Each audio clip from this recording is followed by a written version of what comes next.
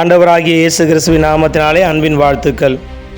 தேவனையும் தேவன் கொடுத்த ஊழியத்தையும் விட்டு பின்வாங்கி போன 2 பேர் ரெண்டாவது முறையாக தேவனுடைய அழைப்பை கேட்டு தங்களுடைய தவறை உணர்ந்து தங்களுடைய அழைப்புக்கு திரும்பினபடினால ஆண்டவர் அவங்களை எவ்வளவா பயன்படுத்தினார் என்பதை நம்ம தியானிக்க போகிறோம். முதல் நபர் யோனா, ரெண்டாவது நபர் பேதுரு. இந்த யோனாவுக்கு நினிவேக்கு போகிறதுக்கு விருப்பமே இல்லை. அவன் இருக்கிற பகுதியிலிருந்து நினிவே 550 மைல் தரை வழியாக போயிடலாம். ஆனால் தர்ஷீஷு 2500 மைல் கடல் வழியாக தான் பிரயாணம் பண்ணணும். நினிவேவும் தர்ஷீஷும் நேர் எதிர் திசையில் இருக்குது. ஆண்டவர் ஒரு ரூட்டில் சொல்கிறாரு, இவனுக்கு அதில் விருப்பம் இல்லாததுனால அதுக்கு எதிர் திசையில் அவன் போக புறப்பட்டுட்டான். அந்த நினிவேவை குறித்து சொல்லும் போது ரொம்ப பெரிய பட்டணம். ஏறக்குறைய அந்த பட்டணத்தை ஃபுல்லாக ரீச் பண்ணணுன்னா 3 நாள் ஆகும். சுமார் 60 மைல் அதனுடைய அளவு அப்படி சொல்லி சொல்கிறாங்க. 1,20,000 பேர் அந்த பட்டணத்தில் இருந்துருக்கிறாங்க. அந்த இடத்துல ஊழியம் செய்கிறதுக்கு யோனாவுக்கு விருப்பம் இல்லை. அதனால் ஆண்டவர் சொன்னதுக்கு விரோதமாக நேர் எதிர் திசையில் அவன் பிரயாணம் பண்ண ஆரம்பிச்சிட்டான். ஆண்டவர் திரும்ப அவனை நினிவேக்கு அனுப்புறதுக்காக அந்த சமுத்திரத்தில் ஒரு பெரிய கொந்தளிப்பை கட்டளையிட்டார். ஆனாலும் எல்லாரும் பயந்து போய் ஜெபம் பண்ணுறாங்க. அவனுக்கு கொஞ்சம் கூட பயம் இல்லை. எஸ்தரை குறித்து நம்ம பார்க்குறோம். நான் செத்தாலும் சாவுறேன் அப்படி சொல்லி போய் ராஜாவினுடைய சமூகத்தில் தன்னுடைய ஜனங்களுக்காக நின்னான்.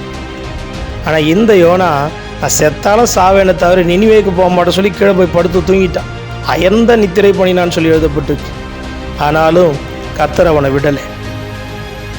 அந்த கடலில் ஏற்பட்ட அந்த சீற்றத்தினால் அங்கே இருந்தவங்க பயந்து விசாரிக்கும் பொழுது இந்த கொந்தளிப்புக்கு காரணம் நான் தான் சொல்லி யோனா ஒத்துக்கிட்ட பொழுது அவனை தூக்கி கடலில் போட்டாங்க. கர்த்தர் ஒரு பெரிய மீனை ஆயத்தம் பண்ணி அவனை திரும்ப கரைக்கு கொண்டு வந்தார். இந்த 3 நாளுக்குள்ளே அவன் தன்னுடைய தவறை உணர்ந்து ஆண்டவருடைய சமூகத்தில் மன்றாடின பொழுது திரும்ப ஆண்டவர் அவனுக்கு ஒரு அழைப்பு கொடுக்குறாங்க. நீ எழுந்து மகாநகரமாகிய நினிவேக்கு போன்னு சொல்லி. அந்த 2வது அழைப்புக்கு அவன் கீழ்ப்படிஞ்சான். அந்த நினிவேக்கு போயிட்டு ஒரே ஒரு நாள் அவன் ட்ராவல் பண்ணி ஒரு பிரசங்கத்தை பண்ணான். அந்த பட்டணம் முழுசும் மனம் திரும்பிட்டாங்க. ராஜாக்கள் முதற்கொண்டு அந்த தேசத்தின் குடிகள் எல்லாரும் வசனம் சொல்லுது, அவங்க மிருக ஜீவன்களோட புசிக்கலையா உபவாசித்து ஜெபம் பண்ண ஆரம்பிச்சிட்டாங்க. அவ்வளோ ஜனங்க மனம் திரும்பி தங்களுடைய பொல்லாத வழிகளை விட்டு திரும்பிட்டாங்க. பாருங்கள், வேதத்தில் ரொம்ப சின்ன தீர்க்க தரிசன புத்தகத்தில் அதுவும் ஒன்று.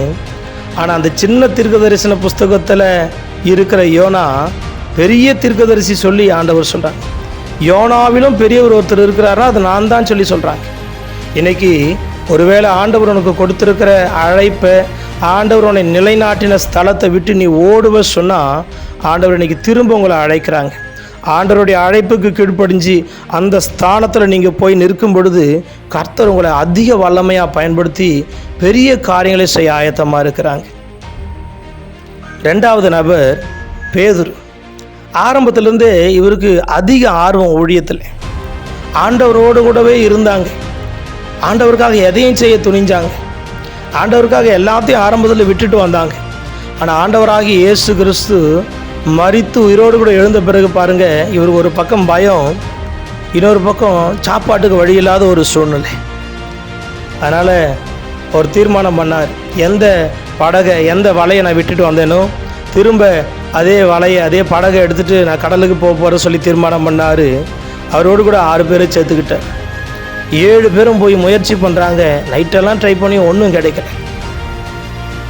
அவன் பின்வாங்கி போன சூழ்நிலை ஆண்டவருக்கு தெரியும். சாப்பிட வழி இல்லாதனால அவன் வேலைக்கு போனால் சொல்லி ஆண்டவருக்கு தெரியும். அதனால தான் கரையில் வந்து நின்றுட்டு, பிள்ளைகளே புசிக்கிறதுக்கு ஏதாவது உங்களிடத்தில் உண்டான்னு சொல்லி ஆண்டவர் கேட்குறாங்க. அவங்க சொல்கிறாங்க ஒன்றும் இல்லை சொல்லிட்டு. பாருங்கள், கடலில் அவங்களுக்கு அற்புதம் செய்கிறார். அவங்க கடலில் வலையை போடுறாங்க. ஆண்டவருடைய வார்த்தையின்படி பெரிய மீன்களினால் அந்த வலை நிரம்பிருச்சு. இழுக்க முடியாமல் இழுத்துட்டு வராங்க. கரைக்கு வந்து பார்க்குறாங்க, அவங்க சாப்பிட்றதுக்கு வேண்டிய ஆகாரம் ரெடியாக இருக்குது.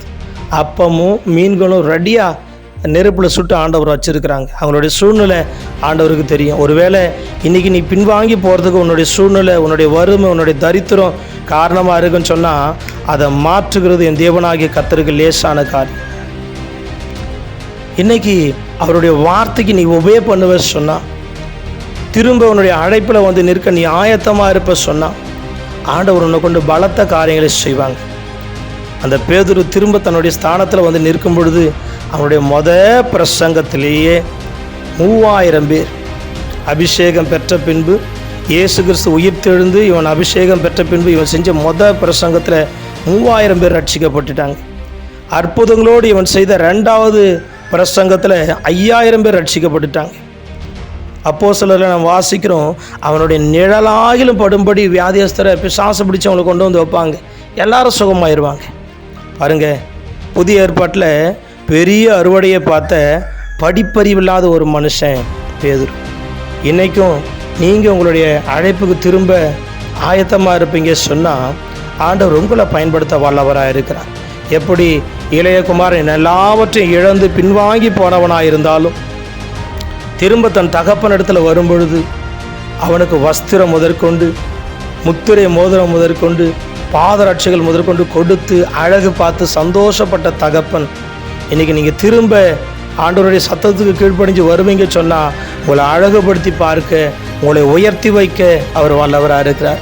இந்த வார்த்தையை நீங்கள் கேட்கும்போதே நீங்கள் மறுதளித்து போன உங்களுடைய அழைப்பை, நீங்கள் விட்டு போன ஆண்டவருடைய ஊழியத்தை, உங்கள் மேலே வைக்கப்பட்ட தரிசனத்தை ஆவியானவர் உணர்த்துவார் சொன்னால் இன்றைக்கே மனம் திரும்புங்க.